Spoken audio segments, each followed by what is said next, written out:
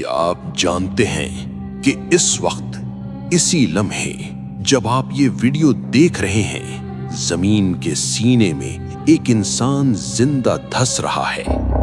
وہ ہر روز زمین میں مزید نیچے جاتا ہے اور قیامت تک وہ اسی طرح دھستا رہے گا۔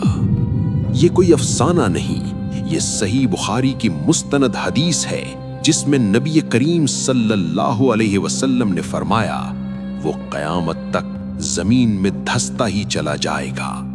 یتجلجل فیہا، اس کی چیخیں مٹی کی تہوں میں دب چکی ہیں، لیکن اس کا جرم آج بھی زمین کے اوپر موجود ہے۔ یہ کون تھا؟ یہ کوئی بادشاہ نہیں تھا، یہ کوئی جرنیل نہیں تھا، یہ تاریخ کا سب سے بڑا سائنٹسٹ تھا جس نے کائنات کا وہ کوڈ توڑ لیا تھا جسے آج ہم کیمیا کہتے ہیں۔ اس کا نام قارون تھا۔ لیکن قارون ہمیشہ سے ایسا نہیں تھا۔ آئیے 3500 سال پیچھے چلتے ہیں، قدیم مصر اینشنٹ ایجپٹ کی گلیوں میں۔ تفسیر ابن کثیر اور دیگر روایات بتاتی ہیں کہ قارون اللہ کے نبی حضرت موسیٰ علیہ السلام کا چچا زاد بھائی تھا۔ وہ بنی اسرائیل کا سب سے خوبصورت نوجوان تھا۔ اس کے چہرے کی چمک کی وجہ سے لوگ اسے منور کہتے تھے۔ وہ صرف خوبصورت نہیں تھا، وہ ذہین ترین انسان تھا۔ تورات کا علم موسیٰ اور ہارون علیہ السلام کے بعد سب سے زیادہ اسی کے پاس تھا۔ وہ عبادت گزار تھا، وہ عالم تھا، لیکن اس کے اندر ایک سانپ چھپا بیٹھا تھا، تکبر۔ پھر اس کے ہاتھ ایک ایسا راز لگ گیا جس نے اس کی دنیا بدل دی۔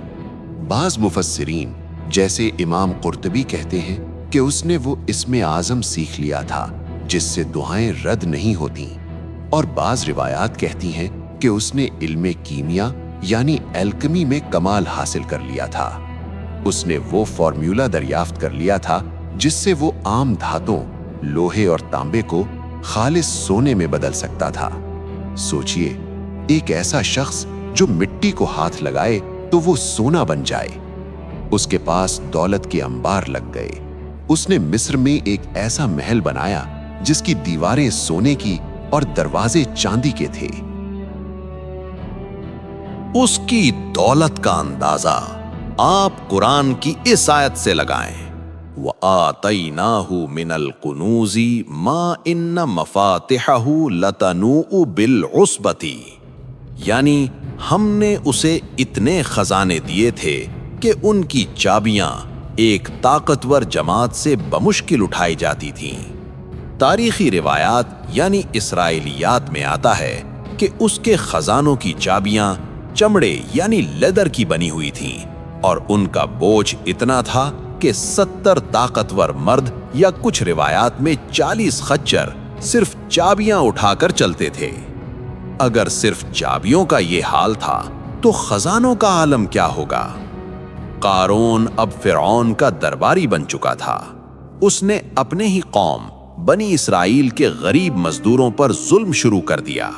وہ بھول گیا کہ یہ علم اور یہ دولت اللہ کی دین ہے۔ جب قارون کی دولت اور تکبر حد سے بڑھ گیا تو اس کی قوم کے علماء اور نیک لوگ اس کے پاس آئے۔ انہوں نے اسے سمجھایا، اے قارون، اتنا مت اترا، اللہ اترانے والوں کو پسند نہیں کرتا۔ انہوں نے اسے یاد دلایا کہ یہ دولت تیری نہیں، یہ اللہ کا امتحان ہے۔ انہوں نے کہا، زمین پر فساد مت پھیلا، جیسے اللہ نے تجھ پر احسان کیا ہے تو بھی لوگوں پر احسان کر۔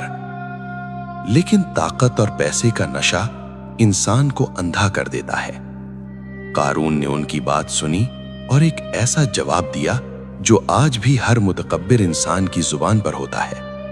اس نے کہا، انما اوتیتہ علی علم عندی، یعنی یہ سب تو مجھے میرے علم اور ہنر کی وجہ سے ملا ہے، اس میں اللہ کا کیا احسان؟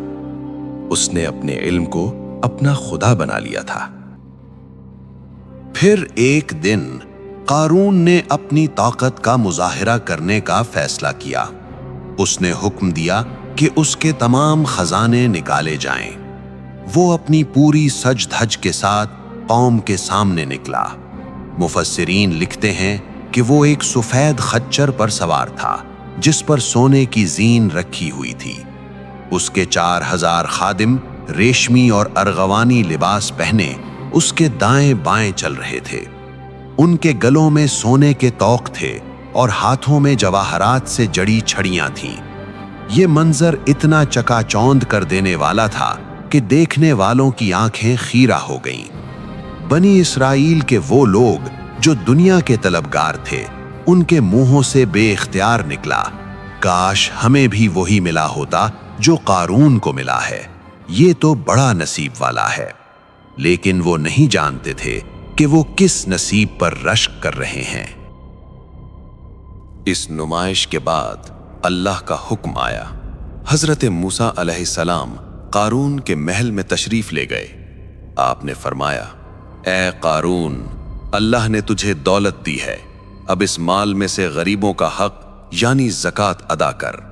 قارون کا چہرہ غصے سے سرخ ہو گیا۔ اسے لگا کہ موسیٰ علیہ السلام اس کی دولت چھیننا چاہتے ہیں۔ اس نے حساب لگایا تو زکوٰۃ کی رقم لاکھوں دینار بنتی تھی۔ اس کی کنجوسی آڑے آ گئی۔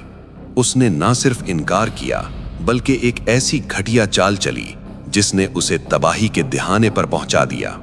اس نے سوچا، اگر میں موسیٰ علیہ السلام کی کردار کشی کر دوں تو لوگ ان کی بات سننا چھوڑ دیں گے اور میرا مال بچ جائے گا۔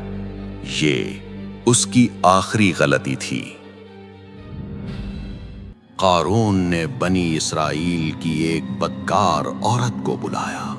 اس نے اس کے سامنے سونے کے سکے اور جواہرات کے تھیلے رکھ دیے اور کہا، یہ سب تیرا ہو جائے گا، بس تجھے کل صبح ہزاروں لوگوں کے مجمع میں موسیٰ علیہ السلام پر بدکاری کا الزام لگانا ہوگا۔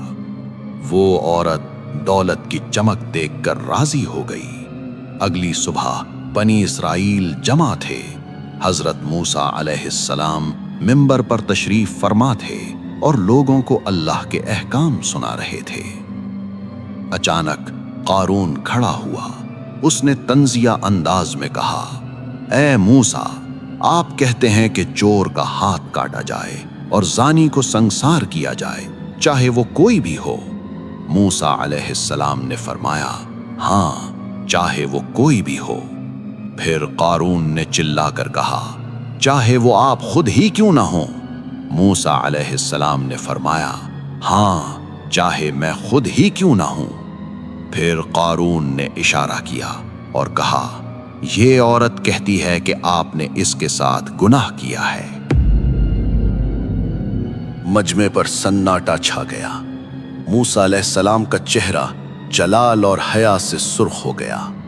آپ منبر سے نیچے اترے، اس عورت کے سامنے کھڑے ہوئے اور قسم دے کر پوچھا، میں تجھے اس ذات کی قسم دیتا ہوں جس نے بنی اسرائیل کے لیے سمندر پھاڑا، سچ سچ بتا، کیا یہ صحیح کہہ رہا ہے؟ اللہ کے نبی کے جلال نے اس عورت کا دل پگھلا دیا۔ وہ کانپنے لگی۔ اس نے سونے کی تھیلیاں زمین پر پھینک دیں اور چیخ پر کہا، نہیں اے اللہ کے نبی، بخدا آپ پاک ہیں، مجھے قارون نے دولت دے کر جھوٹ بولنے پر مجبور کیا تھا۔ سازش بے نقاب ہو چکی تھی۔ قارون کا چہرہ ذلت سے سیاہ پڑ گیا، لیکن اب بہت دیر ہو چکی تھی۔ موسیٰ علیہ السلام نے اسی وقت سجدے میں سر رکھ دیا۔ آپ رو رہے تھے اور کہہ رہے تھے، اے اللہ، اگر میں تیرا رسول ہوں تو آج قارون پر اپنا غضب نازل کر۔ اللہ نے وحی بھیجی، اے موسیٰ، ہم نے زمین کو تیرے حکم کا پابند کر دیا ہے، تو جو چاہے اسے حکم دے۔ موسیٰ علیہ السلام نے سر اٹھایا۔ قارون اپنے محل کے دروازے پر اپنے خزانوں کے بیچ کھڑا تھا۔ موسیٰ علیہ السلام نے زمین کی طرف اشارہ کیا اور فرمایا، یا اردو خذی ہے، اے زمین اسے پکڑ لے۔ اور پھر زمین نے اپنا منہ کھول دیا۔ زمین اچانک نہیں پھٹی، بلکہ آہستہ آہستہ اس نے قارون کو نگلنا شروع کیا۔ موسیٰ علیہ السلام نے حکم دیا، اے زمین اسے پکڑ لے۔ زمین نے اسے ٹخنوں تک جکڑ لیا۔ قارون ہنسا، اسے لگا یہ کوئی جادو ہے۔ موسیٰ علیہ السلام نے پھر کہا، اے زمین اسے پکڑ لے۔ اب وہ گھٹنوں تک دھنس گیا، اس کی ہنسی چیخوں نے بدل گئی۔ وہ چلایا، اے موسیٰ مجھ پر رحم کر۔ مگر موسیٰ علیہ السلام نے تیسری بار حکم دیا، اسے پکڑ لے۔ اب وہ کمر تک زمین میں تھا۔ اس کے خزانے، اس کے محل، اس کی آنکھوں کے سامنے زمین میں غرق ہو رہے تھے۔ اب قارون گڑ گڑانے لگا، اے موسیٰ رشتہ داری کا واسطہ، میں تیرا چچا زاد بھائی ہوں، مجھے بچا لے۔ لیکن آج اللہ کے نبی کا دل سخت ہو چکا تھا۔ چوتھی بار حکم ہوا اور زمین نے اسے گردن تک جکڑ لیا، اور پھر آخری جھٹکا لگا۔ قارون اور اس کا تکبر ہمیشہ کے لیے اندھیروں میں گم ہو گئے۔ جب سب کچھ ختم ہو گیا تو اللہ نے موسیٰ علیہ السلام کی طرف وحی بھیجی، اور یہ وہ الفاظ ہیں جو ہر انسان کو یاد رکھنے چاہیے۔ اللہ نے فرمایا، اے موسیٰ اس نے تجھے 70 مرتبہ پکارا، تجھ سے رحم کی بھیک مانگی، مگر تو نے اسے معاف نہیں کیا۔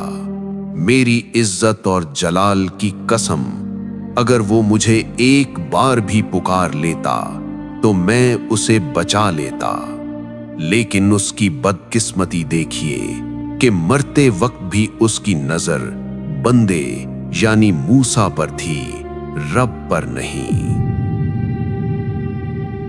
اگلی صبح جب لوگ وہاں سے گزرے تو وہاں نہ قارون تھا نہ اس کا محل، صرف ویران زمین تھی۔